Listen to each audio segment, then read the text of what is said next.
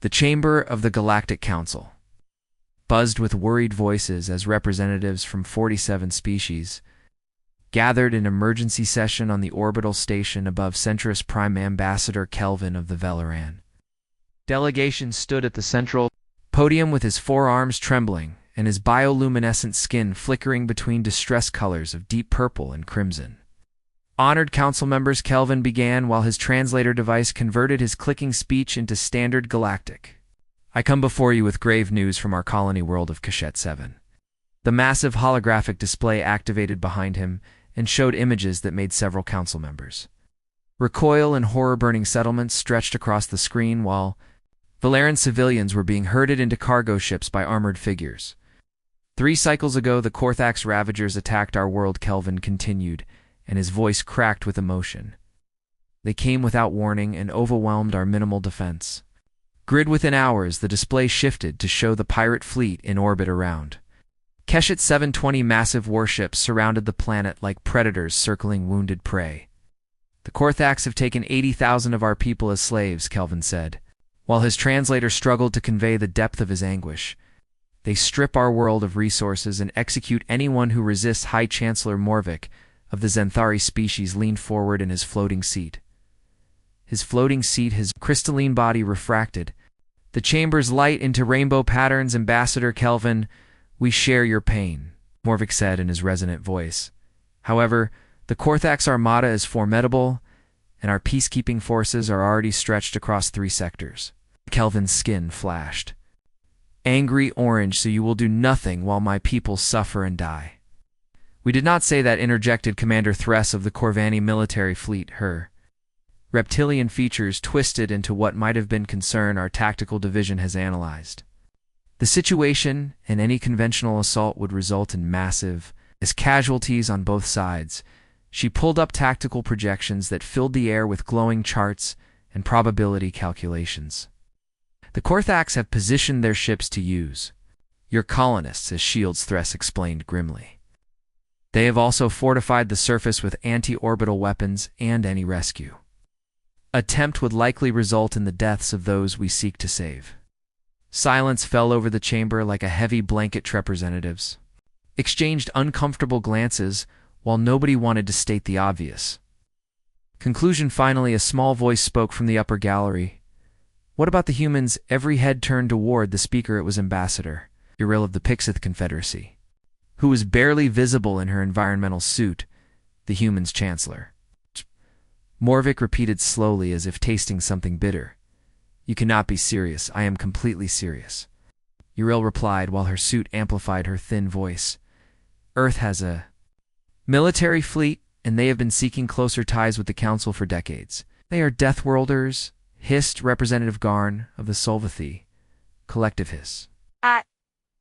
Tentacles writhed with agitation. Their planet is a nightmare of excessive gravity and aggressive predators and toxic atmosphere, and their species has evolved by being the most dangerous thing in their environment, which makes them uniquely qualified for this situation, Real countered. We have kept humanity at arm's length since first contact, Morvik said heavily. Their nature disturbs many of our member species, and integrating them fully into galactic society has been deemed premature. My people are dying right now, Kelvin shouted, while his diplomatic composure finally shattered. I do not care if humans are disturbing or premature or whatever excuse you hide behind. His luminescent skin blazed bright white. If they can save my people, then I am begging this council to contact them. The chamber erupted into heated debates. Some representatives argued vehemently against involving humanity, while others reluctantly acknowledged that conventional options had been exhausted. After 2 hours of contentious discussion, Chancellor Morvik called for a vote. All those in favor of requesting military assistance from the human government for the Keshet 7 crisis. 29 holographic indicators glowed green for approval, 18 glowed red for opposition. The motion carries, Morvik announced with clear reluctance. In his voice, I will personally compose the message to Earth. 3 days later, in the solar system of humanity's home, the message reached. Fleet Command Headquarters on Luna. Admiral Sarah Chen stood in the operations center watching the decoded transmission play across the viewscreen. Shy was a compact woman with iron gray hair and eyes that had seen too many battles. "They actually called us," said Captain Marcus Rivera, who stood beside her with undisguised surprise. "Desperate times," Chen replied while studying the tactical data of the Council, had included the Korthax Ravagers. "Hold orbital superiority with 20 capital ships and have ground positions, using civilian populations as deterrent, and conventional assault protocols are deemed too risky, so they want us to do their dirty work," muttered Commander Yuki Tanaka from the tactical station. "They want results," Chen corrected, "and they know we can deliver them." She turned to face her senior staff with decision crystallizing in her expression. "Spin up the Roosevelt and Eisenhower and Patton," she ordered. "A load full marine complements and heavy assault equipment and prepped for immediate departure." "What about authorization from Earth government?" Rivera asked cautiously. "Already secured," Chen said while pulling up a priority message on her personal display. "The Secretary General gave approval 30 minutes ago with one condition." She looked at each of her officers in turn. "We show the galaxy exactly what humanity can do when someone calls for help." The operations center transformed into controlled chaos as orders flowed through communication channels across the lunar surface. 3 massive warships began their launch sequences. Unlike the elegant curved designs favored by galactic species, the human vessels were brutal blocks of armor and weapons that looked like they had been designed by someone who expected to get shot. Loden Keshet 7 Ambassador Kelvin received confirmation that help was coming. He wept with relief while not caring that his tears violated diplomatic protocol. His aide approached cautiously. "Ambassador, the humans are sending only 3 ships." Kelvin's hope faltered for just a moment before he steadied himself. "Then we must pray that 3 is enough." In the command center of the Kordax flagship Warlord, Kretsch received intelligence about the approaching human vessels with amusement. His scarred face split into a predatory grin while his crew laughed at the tactical display. 3 ships, Kretsch rumbled in his deep voice. "The Council sends 3 primitive vessels against my armada." His second-in-command, Varek, nodded with equal disdain. "Human technology is considered crude by galactic standards, and their weapons are chemically based, and their ships lack proper shielding." "Let them come," Kretsch declared, while his clawed hand gripped his command throne. "We will destroy their fleet, and then the Council will understand that the Korthax take what they want." He had no idea that humanity was about to teach the galaxy a very old lesson. When predators call for help, only an apex predator answers. The human fleet dropped out of faster-than-light travel at the edge of the Keshet 7 system with no fanfare or dramatic announcements. 3 warships materialized in space like silent predators entering a hunting ground. USS Roosevelt took point position, while flanked by Eisenhower and Patton in a standard Earth-Navy attack formation on the bridge of the Roosevelt Admiral. Chen studied the tactical display with practiced compt. Korthax vessels orbited Keshet 7 in defensive positions while their weapons were charged in ready analysis. Chen said without taking her eyes from the screen. Commander Tanaka worked her console with swift efficiency. "Enemy fleet composition shows 12 heavy cruisers and 6 destroyers and 2 carriers," she reported. "Standard galactic shield technology and plasma-based weapon systems and predictable firing patterns." "They are hailing us, Admiral," said Lieutenant Morrison from communications. Chen nodded once. "Put them through the view screen activated to show." Warlord Kretsch sitting on his command throne with arrogant confidence radiating from every movement. "Human vessels," Kretsch said while his translator rendered his growling speech into English. "You have made a grave mistake coming here." Chen remained expressionless. "This is Admiral Sarah Chen of the Earth Defense Fleet," she replied in a level voice. "You are hereby ordered to release all Valerian captives and surrender your vessels for prosecution under Galactic Council law." Kretsch's laughter boomed through the connection. "The Council sends Deathworld primitives to threaten me," he said while gesturing dismissively. "Your 3 tiny ships against my armada." Behind him, his bridge crew joined in the mocking laughter. "Your sensors must be malfunctioning." Human Kretsch continued. "You should flee while you still can." Chen's expression never changed. "You have 30 seconds to begin releasing hostages, or what?" Kretsch sneered. "Or we will release them ourselves." The connection cut abruptly as Kretsch terminated the Callan, the Roosevelt's bridge. Chen turned to her weapons officer. "Mr. Patterson, sound general quarters and bring all systems to combat ready." Alarms began wailing throughout the human fleet, while crews rushed to battle. Stations on the Korthak's flagship Kretch gestured to his tactical officer with casual arrogance. "Open fire," he ordered. "Destroy the lead vessel, and the others will retreat." 12 Korthak ships unleashed plasma salvos that turned space bright with deadly energy. The bolts streaked toward the Roosevelt at incredible speed. "Incoming fire," Tanaka called out. "Impact in 3 seconds. Maintain course," Chen ordered calmly. "Do not evade." The bridge crew tensed, but followed orders with professional discipline. Plasma bolts slammed into the Roosevelt's hull with devastating force. Normal galactic vessels would have been crippled or destroyed by such concentrated fire.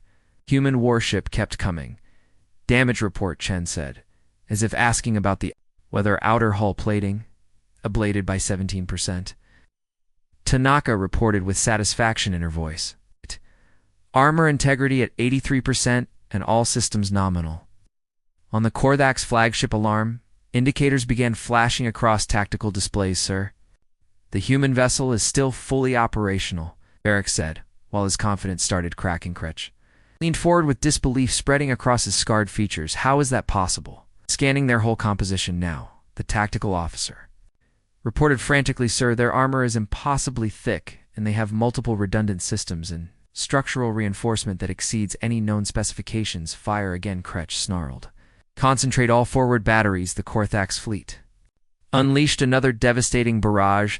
The Roosevelt took the hits without breaking stride, while Eisenhower and Patton followed in formation. Plasma washed over human hulls designed to survive the punishment of Earth's violent atmosphere and meteor impacts and weapons testing that would horrify galactic safety inspectors. "They are not even dodging," whispered a Korthak's gunner with growing fear. "Because they do not need to," Varric realized with horror. On the Velaran colony, Ambassador Kelvin watched the orbital battle from a hidden monitoring station. He had expected the human ships to employ sophisticated evasion tactics or advanced shielding technology. Instead, they were simply absorbing punishment that should have obliterated them. "What manner of beings built ships like fortresses?" his aide whispered. Kelvin remembered the intelligence briefings about Earth, a world with gravity that would crush most galactic species, atmosphere that could poison dozens of races, oceans that teemed with predators the size of buildings, weather systems that spawn storms capable of leveling cities. "They build like that because their world taught them to survive anything," Kelvin said quietly. Then human fleet crossed into optimal firing range without returning a single shot.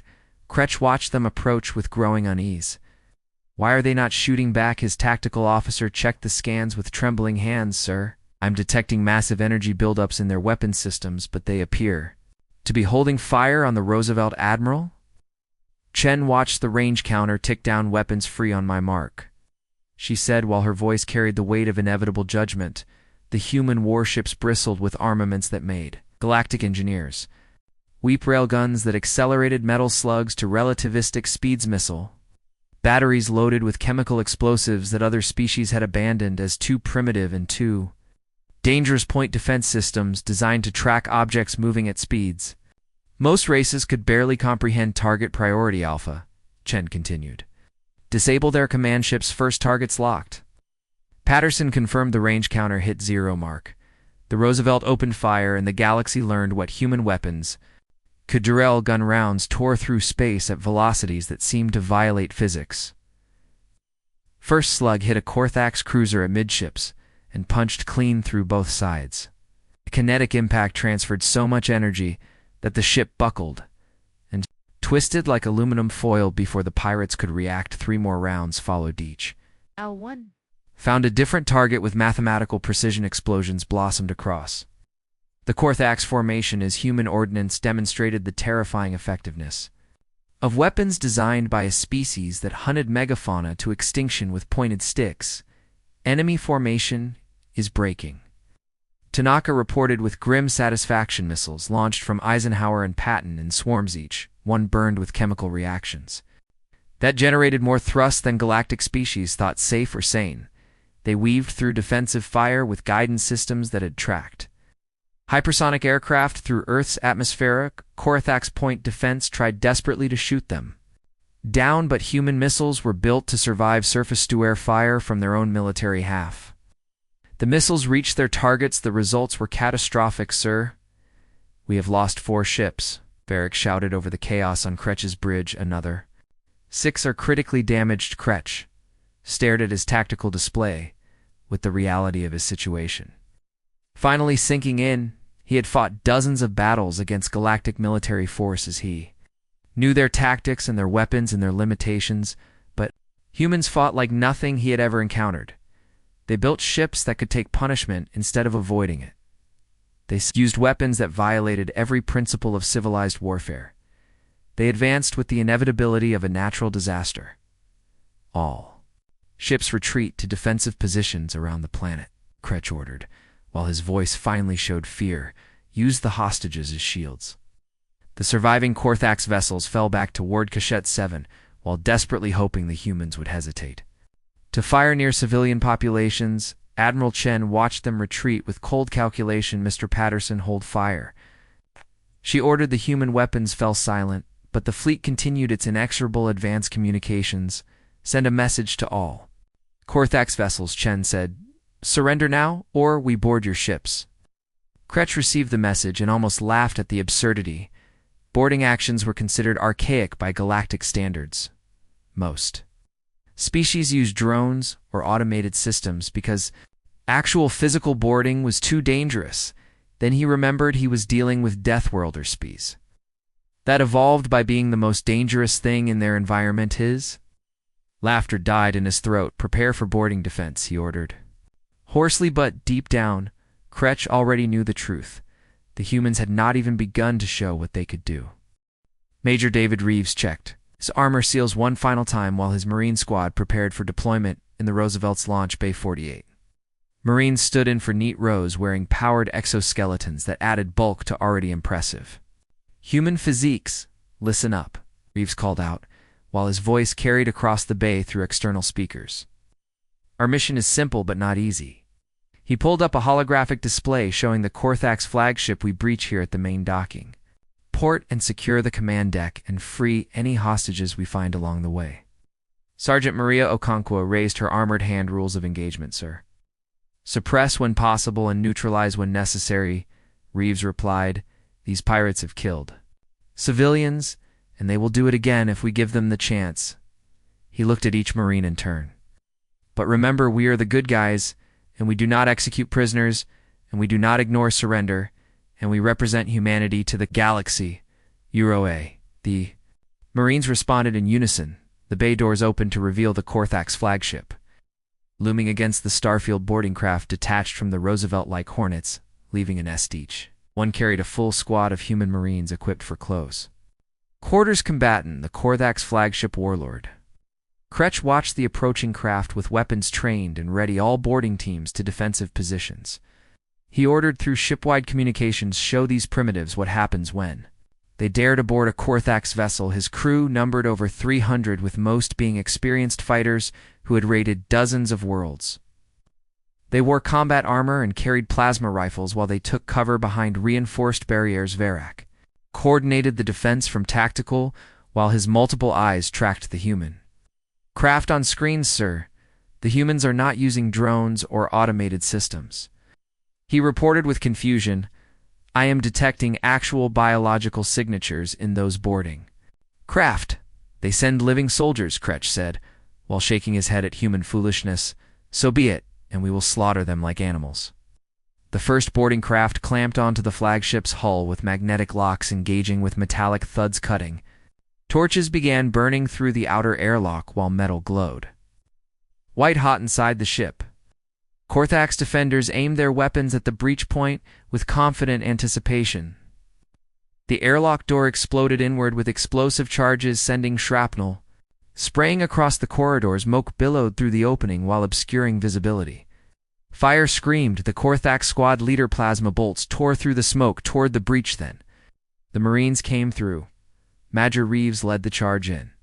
Armor that made him look like a walking tank. Plasma bolts that would have killed most galactic soldiers splashed against his exoskeleton's ablative plating. Warning indicators flashed in his helmet display, but the armor held contact. Front, he called out while bringing his rifle to bear. The weapon was a brutal thing designed for stopping Earth's largest land animals, it fired solid slugs that human metallurgists had perfected over centuries of warfare. Yves squeezed the trigger in the rifle. Barked with chemical fury, the Korthax squad leader took 3 rounds center mass, and his armor crumpled like paper heat. Dropped without a sound, the other Marines poured through the breach with weapons firing in disciplined bursts. Korthax defenders found themselves facing an enemy they could not comprehend. Humans moved through 3 gravity acceleration turns that should have broken bones. They absorbed plasma fire that should have been lethal. They aimed with precision that came from being pursuit predators for millions of years. Fallback screamed a Korthax warrior while his confidence shattered. Negative, Reeves called out. Sergeant Okonkwo, take point, and Corporal Jong cover our 6th. The Marines advanced in textbook formation. While their movements were coordinated through helmet communications, they flowed around corners with weapons sweeping for targets, and they covered each other with practiced efficiency. A Korthax ambush team opened fire from an elevated position. Plasma bolts rained down on the advancing Marines. Corporal Jong took a direct hit to his shoulder plate, while the impact staggered him. Jong's status, Reeves barked, armor compromised, but functional. Jong responded while adjusting his grip on his rifle. Still in the fight, sir. Suppress that position, Reeves ordered. 3 Marines raised their weapons and unleashed a storm of return fire. The Korthax ambushers had never faced anything like human. Small arms bullets punched through their cover and their armor and their bodies with equal ease. The survivors fled in panic. The command deck, Kretsch, watched tactical displays with growing horror as red indicators showed his defensive positions. Collapsing one after another, how are they moving? So fast, he demanded, their armor should slow them down. Sir, human baseline strength exceeds most galactic species, Varric explained frantically. Their powered armor multiplies that strength several times over, and they evolved in high gravity, so they are adapted for rapid movement under load. Another position fell on the display, and another. They are less than 3 corridors from the command deck. Varric continued while fear crept into his voice. Gritch made a decision. Bring the Velaran hostages to the bridge, he ordered. If the humans want them alive, they will have to negotiate. His remaining bridge crew hesitated. Do it now, Kretsch, roared Maugre. Reeves reached the final corridor leading to the command deck when his helmet display showed thermal signatures being moved into position. Sir, I am reading multiple heat sources behind the bridge door, reported Private Chen. From the rear, pattern suggests hostages. Reeves held up a closed fist, and the squad halted. Instantly, he switched his communications to the external speakers. Korthax Commander, this is Major David Reeves of the Earth Defense Force, he called out. We know you have hostages. The bridge door opened slightly while Kretsch's voice boomed through. The Gap human, you will withdraw your forces and your fleet, or I will execute these prisoners one by one. Reeves had faced hostage situations before during counter-piracy operations off Somalia and in the asteroid belt raids. He knew the mathematics of negotiation. You execute anyone, and we breach that door, and nobody on your bridge survives, Reeves said calmly. You have 5 seconds to release the hostages and surrender. You are bluffing, Kretsch snarled. You came here to save them for seconds. I will kill them. 3 seconds. Kretsch grabbed the nearest Velaran hostage while pressing a plasma pistol to the alien's head. I am not bluffing, human. 2 seconds. Through gaps in the door, Reeves' enhanced optics picked up multiple thermal signatures, including what appeared to be hostages clustered near the back wall. He also spotted what looked like weapon emplacements covering the entrance. Standard breach would result in casualties. 1 second.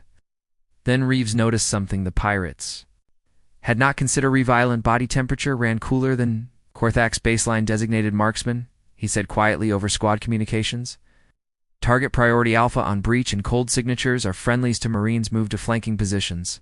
With rifles equipped with advanced optics. Breaching now. Shape charges blew the command deck door off its hinges. Smoke and debris filled the opening. In the chaos, Reeves and his squad poured through with weapons raised. The Korthax defenders opened fire, but human point-blank marksmanship was legendary. Every shot found its target. The designated marksman acquired their priorities, and Microsicon Scratch stood with his pistol aimed at a Velaran hostage sergeant. Okonkwo's rifle cracked once the bullet hit Kretsch's weapon hand and separated it from his arm. The Warlord screamed and dropped to his knees while clutching the stump around. The command deck 23 Korthax crew threw down their weapons hostages, secure, Reeves reported while maintaining. His weapon on the prisoner's bridge is ours. The entire boarding action had taken 17 minutes similar. Scenes played out across the remaining Korthax vessels as human marines swept through ship after ship with overwhelming efficiency. Ambassador Kelvin watched from the surface as the pirate fleet went dark one by one, boarding. Craft returned to human vessels carrying freed Velaran prisoners within 2 hours. Every Korthax ship had been secured. No hostages had been killed during the assaults of Anna 3. Pirates died resisting the rest, sat in detention bays, wondering what kind of monsters humanity had bred in the Roosevelt Admiral. Chen received Major Reeves' final report with satisfaction. "Well done, Major," she said. "Begin repatriation operations and secure all vessels for council inspection, AA Admiral." Reeves responded. Chen turned to her communications officer. "Mr. Morrison, broadcast on all frequencies in this sector. You are live." Admiral Chen looked directly into the camera with steel in her eyes. "This message is for anyone engaged in piracy or slavery or violence against civilian populations." She began. "Humanity has joined the galactic community, and we have a simple policy." She paused for emphasis. "If you prey on the innocent, we will find you and we will stop you, and there will be no negotiation and no mercy for those who refuse to surrender." Expression softened slightly. "But if you surrender peacefully, you will be treated fairly under galactic law." The transmission ended across multiple star systems. Pirates and raiders received the message. Many decided retirement sounded appealing. The galaxy was learning that humanity had arrived, and they were not impressed with bullies. The Velaran settlement of New Hope sprawled across the valley floor, while smoke still rose from damaged buildings. 3 days after the battle, human shuttles descended with supplies and equipment, and personal ambassador Kelvin stood at the landing zone watching the first transport touch down. With emotions he could barely contain, his bioluminescent skin flickered through colors that expressed gratitude beyond words. The shuttle's cargo ramp lowered to reveal Major Reeves in standard duty uniform. Rather than combat armor, he looked smaller without the exoskeleton, but no less capable behind him came a mixed group of Marines and medical personnel and engineers. "Ambassador Kelvin," Reeves said, while extending his hand in human greeting. Grasped it with 2 of his 4 hands. "Major Reeves, you and your people have given us back our lives and our world and our future." "We did our job," Reeves replied. "Simply now comes the part where we help you rebuild over the following days." New hope transformed as human efficiency met desperate need. Medical tents sprang up in the central square where human doctors treated injured Velarans with equipment that seemed impossibly advanced. Dr. Amanda Foster worked through the night treating a young Velaran girl who had been caught in plasma fire during the initial attack. Her respiratory system is damaged. Foster explained to Kelvin, who insisted on observing every treatment, "But we can repair most of it with regenerative therapy." She applied a gel that human biomedical research had developed for treating burns from chemical weapons. Within hours, the girl's breathing stabilized. "I have never seen such rapid healing," Kelvin said with wonder. "Humans get hurt a lot," Foster replied, with tired humor, "so we got very good at fixing injuries in the Northern District." Commander Tanaka coordinated reconstruction efforts with Velaran city planners. Human engineers surveyed damaged buildings with equipment that mapped structural integrity down to the molecular level. "This apartment complex is salvageable," reported Lieutenant Jackson while highlighting a schematic. "We could reinforce the main supports and replace the damaged sections within a week," exclaimed the Velaran foreman. "Our construction methods would require 3 months minimum." "We brought prefabricated materials," Jackson explained, "and our crews are trained for rapid deployment." She gestured to a team of human workers who were already unloading modular building sections from cargo containers. "Humans build fast because disaster can strike at any time on our world, and we learn that speed saves lives." The Velaran foreman watched in amazement as humans worked with coordinated precision. They lifted materials that should have required machines. They operated in conditions that would exhaust most galactic species. They took shifts, but the work never stopped. Near the refugee center, Sergeant Okonkwo ran self-defense classes for Velarans who wanted to ensure They would never be helpless against 30 locals gathered in a cleared space while their eyes showed determination mixed with uncertainty. Fighting is not about size or strength alone, Okonkwo explained, while demonstrating a basic defensive stance. It is about awareness and positioning and will. She called up a volunteer who stood nearly half again as tall as her. Your species has advantages. Okonkwo continued. Longer reach and forearms and faster reflexes in your natural environment. She showed how leverage could overcome size, how multiple limbs could be used for simultaneous defense and counterattack. Predicting an opponent's movements mattered more than raw power. The Velerans absorbed the lessons with intense focus. For the first time since the attack, they felt like they might be able to protect themselves. At the captured Korthak's flagship, Admiral Chen conducted a walkthrough with council observers who had finally arrived. High Chancellor Morvik floated through the corridors. While his crystalline form reflected the damage from human weapons, no methods were quite violent, Admiral Morvik said. Carefully, our methods were effective. Chen corrected. Every hostage survived, and the pirates are in custody awaiting trial. They entered the brig, where captured Korthak sat in detention cells. Warlord Kretch looked up from his cell while his missing hand had been replaced with a medical prosthetic. You maimed me, human, he snarled. You are alive, Chen replied without sympathy. Which is more than you deserved, and more than you would have given your victims. She turned to Morvik.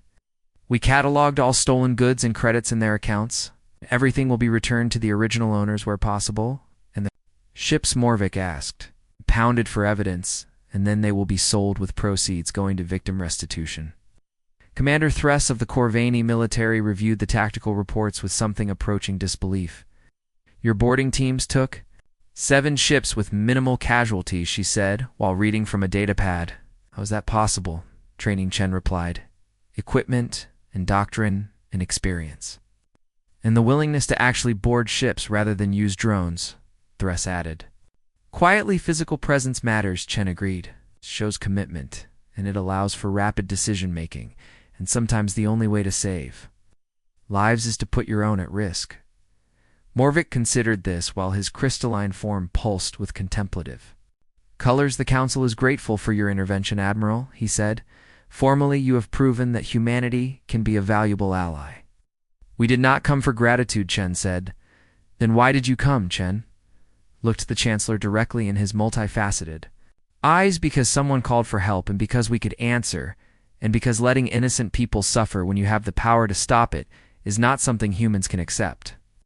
She gestured toward the viewport where Keshet 7 rotated peacefully. Ambassador Kelvin sent out an SOS, and we responded, and that is what our species does back on the surface, Admiral. Chen toured the settlement while observing the reconstruction progress everywhere. She looked. Humans and Velerans worked side by side. Marines helped clear rubble, while engineers repaired power systems and medical staff trained local healers in human techniques. Ambassador Kelvin walked beside her while his skin displayed warm colors of appreciation. Your people are generous beyond measure, he said. You risk your lives to save us, and now you give your time to rebuild it, is not just generosity, Chen admitted. We are making a statement to the galaxy. What statement? That humanity stands with those who need protection, and we will not tolerate predators who target the weak. They reached the refugee center, where children played under the watchful eyes of parents who were still processing their trauma. Young Valeran child approached Chen with curiosity overcoming caution. The child's translator rendered the clicking speech into English. Are you really from the Deathworld? Chen knelt down to the child's level. I am from Earth, she confirmed. Some call it a Deathworld, but we just call it home. Is it scary there sometimes, Chen said honestly, but it taught us to be strong and to protect each other and to never give up. The child considered this with the seriousness only children could muster. Will you teach us to be strong too? We will teach you everything we can, Chen promised, but you are already strong, and you survived something terrible, and you are still here. The child's parent approached and gently guided them away, while nodding gratitude too. Chung Kelvin watched the exchange with new understanding. You see, yourselves and us, he realized humanity was once vulnerable too. Every species starts vulnerable, Chen replied, while standing. The difference is how you respond, and whether you give up or fight back, and whether you help others who face the same struggles. she turned to face the ambassador directly. Earth had no alien saviors when we faced our darkest hours, and we survived anyway. It's through stubbornness and cooperation and the refusal to quit, and now you pass those lessons forward. Now we do what we wished someone had done for us, eh? Marine approached with a communication device Admiral message from Fleet Command marked priority. Chen accepted the device while reading the brief message. Her expression shifted to something Kelvin could not quite identify. What is it? He asked with concern. More SO signals. Chen replied while looking up at the stars, 17 of them from various systems around the sector. 17, Kelvin repeated with shock. Word traveled fast about what happened. Here, Chen explained. Now, every oppressed colony and every targeted settlement thinks humanity will come running. Will you? Chen was silent for a long moment while she considered the implications. More ships would be needed, more Marines, more supplies, more. Everything, but also more lives saved, more tyrants stopped, more innocent people given a chance at peace. She looked at the Velaran. Children playing nearby. Chancellor Morvik asked why we came. Chen said quietly, I gave him the diplomatic answer, and the real answer? Admiral Sarah. Chen smiled with the fierce expression of someone who had found their purpose, because humans do not leave distress calls unanswered. And we never have, and we never will. She activated her communicator command. This is Chen, and prepare for fleet expansion, and we are going to need more ships across the galaxy. Pirate networks collapsed as word spread. Slaver operations dissolved overnight. Warlords who had terrorized entire sectors suddenly faced a new reality. Humanity had arrived in galactic society not as conquerors or merchants or explorers, but as the answer to a simple question. When you scream into the void hoping someone will save you, who comes? The humans come every single time. 6 months after the liberation of Kashet 7, the Galactic Council chamber hummed with tense energy. During an emergency session, representatives from 63 species filled the hall while their voices created a cacophony of concerns and complaints. An unexpected praise. High Chancellor Morvik called the session to order with crystalline hands raised for silence. We gathered today to discuss the human question, he announced while his voice carried across the chamber. Since their intervention at Keshet 7, humanity has responded to 42 distress calls across 17 sectors. The holographic display activated to show a galactic map dotted with glowing markers. Age 1 represented a location where human forces had intervened. Have liberated 23 enslaved colonies, Morvik continued, defeated 11 pirate armadas and dismantled 6 criminal syndicates, and established security agreements with 31 independent worlds. Ambassador Uriel of the Pixith Confederacy spoke up with her small voice amplified through her environmental suit. And in doing so, they have saved countless lives and brought stability to regions we long neglected. They have also acted without council authorization, countered Representative Garn. While his tentacles writhed with agitation, they deploy military forces wherever they choose, and they impose their standards of justice, and they operate as if galactic law does not apply to them. The chamber erupted in heated debate. Some representatives praised human effectiveness, while others feared their growing influence. In the human colony ship Unity, stationed at the edge of Council Space, Admiral Chen attended the session via holographic link. She stood in the command center, surrounded by her senior staff, while they monitored the debate. They are scared of us, observed Captain Rivera. They are scared of what we represent, Chen corrected. Change and accountability, and the idea that power should protect rather than exploit. The council debate continued for hours, while various factions argued their positions. Finally, Ambassador Kelvin approached the central podium. His bioluminescent skin displayed colors of calm determination. Honored council members, he began. I speak as someone whose world was saved by human intervention. The chamber quieted to hear him. When pirates enslaved my people, the council debated and analyzed and calculated acceptable losses. Kelvin continued with no accusation in his voice, but painful truth. The humans simply came. He pulled up images of Keshet 7 before and after the liberation. They risked their lives for strangers, and they rebuilt what was destroyed, and they taught us to defend ourselves, and then they left when we asked them. To Kelvin looked around the chamber. Some of you fear human power, and I understand that fear because they are formidable. Our warriors. And their technology frightens us, and their worldview challenges our assumptions. But I ask you this, he continued. When you needed help, did the humans demand payment or territory or political concessions? Silence answered him. They asked for nothing except the opportunity to help. Kelvin said simply. That is not conquest, and it is salvation. Representative Thress of the Corvani military stood to speak. Ambassador Kelvin speaks truth, she admitted reluctantly. I have reviewed human operations across all 42 interventions. In every case, they acted with restraint and followed engagement protocols, and respected local sovereignty once threats were neutralized. She displayed tactical analyses that showed human precision in combat. More importantly, they trained local forces before departing and left no permanent garrisons and accepted no territorial gains. Then, what do they want? Demanded Garnell. Eyes turned to Admiral Chen's holographic image. She had been content to observe, but now the council wanted answers. Admiral Chen Morvik said, formally, perhaps you can explain human intentions, Chen. Considered her words carefully. The council invited us into galactic society, but kept us at arm's length, she began. You called us Deathworlders and primitives, and you were uncomfortable with our nature.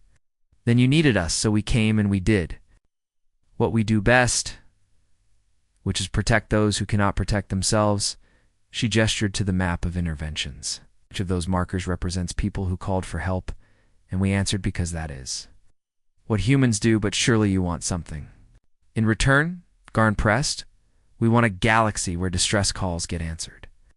Chen replied, where criminals face justice, and where the strong protect the weak, and where species can develop without fear of enslavement, or extermination, that is. All the chamber fell silent as council members processed this. You seek no territory. Morvik asked, no trade concessions, no political authority. No. Then why risk your lives, Admiral? Chen smiled with the expression that had become famous. Across the galaxy, because someone has to, and because we can, and because leaving people to suffer when you have the power to help them is not something humanity can accept. She looked at each council member through the holographic connection. You created a galactic civilization based on peace and trade and mutual benefit, and those are noble goals, Chen continued. But you forgot that peace must be defended, and that predators do not respect diplomatic protocols, and that sometimes the only way to stop violence is with superior violence. Are you saying the council is weak? Garn demanded angrily. I am saying the council is civilized, Chen corrected. Civilization is precious, but it is also fragile, and it requires those willing to fight for it. Ambassador, Kelvin spoke again. The humans offer us something we lost, he said thoughtfully. The willingness to act decisively when action is needed. They have become the sword arm of galactic justice, added Thress, and whether we approve or not, they are effective. Chancellor Morvik, crystalline form pulsed. As he weighed the situation, the council cannot officially sanction human military operations without proper integration procedures, he said carefully, but neither can. We condemn actions that have saved millions of lives. He looked at Chen's image. Admiral Chen, humanity has proven itself capable of both great violence and great restraint. And you have earned a measure of trust. The council proposes a formal alliance. Morvik continued, humanity will be granted full member status with all associated rights and responsibilities, and in return, you will coordinate your interventions with council oversight.